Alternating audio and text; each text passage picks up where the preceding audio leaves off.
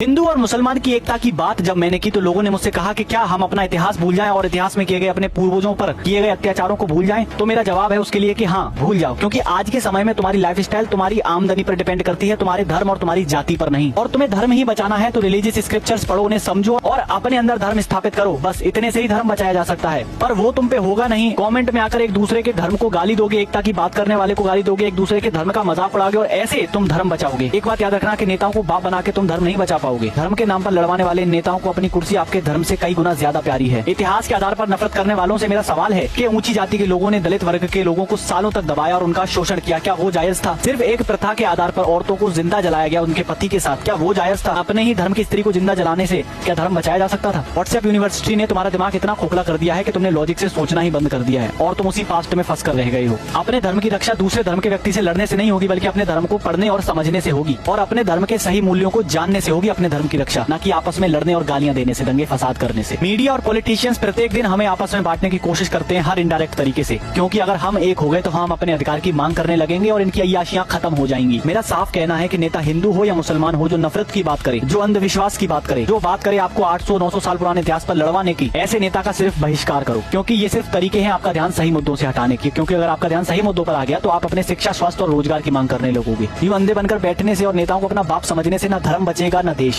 Vote इस आधार पर मत दो कि उसकी जाति और धर्म क्या है, वोट इस आधार पर दो कि वो तुम्हारी शिक्षा, स्वास्थ्य और रोजगार की बात करता है कि नहीं। अपने रोजगार, शिक्षा और स्वास्थ्य को ऊंची आवाज करके मांगो। इन नेताओं के बच्चों को देखा है कभी आपने कमेंट बॉक्स में गालियां देते हुए और लड़ते हुए या फिर रैलियों में पगलों की तरह चिल्लाते हुए? नहीं, ये लोग विदेश के टॉप यूनिवर्सिटीज में पढ़ाई करते हैं और अपनी जिंदगी के हर मजे लेते हैं। वहीं आप सिर्फ व्हाट्सएप के 4 मैसेजेस पढ़ के आपस में लड़ने लग जाते हैं, एक दूसरे के प्रति नफरत की भावना रखने लग जाते हैं। वो लोग अपने जीवन के हर आराम और सुरक्षा के अंदर है, वहीं आप लोग सिर्फ 5 किलो गेहूं लेकर उनके कीर्तन गा रहे हो। सच्चाई यही है कि इस देश की भलाई, आपकी भलाई, मेरी भलाई, हम सबकी भलाई इसी में है कि हम एक होकर इन नेताओं से सवाल करें, अपने अधिकार की मांग करें, ना कि इनको बाप समझकर इनके भड़काऊ भाषण में आकर आपस में एक दूसरे से रोज लड़ते रहें। बाकी आपको ये ओपिनियन कैसा लगा आप कमेंट में बता देना। मिलते हैं अगले वीडियो में, तब तक के लिए जय हिंद।